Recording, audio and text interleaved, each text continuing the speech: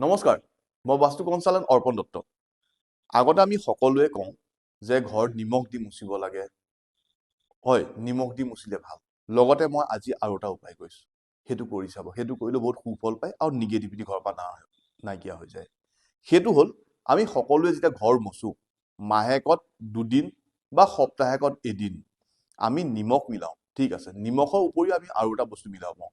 লগত যদি আমি অকণ ফিটকিৰি গুলি দিব পাৰোঁ, ফিটকিৰি নিমখ পানীয়ে যদি আমি ঘৰটো মুচো, তেতিয়া একেবাৰে 100% 101% বুলি ক'লেও ভুল নহ'ব, আপোনালোকৰ ঘৰত নিগেটিভিটি দূৰ হয়। কিন্তু এইটো বস্তু সদায় কৰিব নালাগে। মাহেকত 2 বাৰ বা সপ্তাহেকত এবাৰ কৰিব লাগে। আপোনালোকে বাৰটো হ'ল আপোনালোকে যদি পাৰে শনি, দেও আৰু মঙলবাৰ।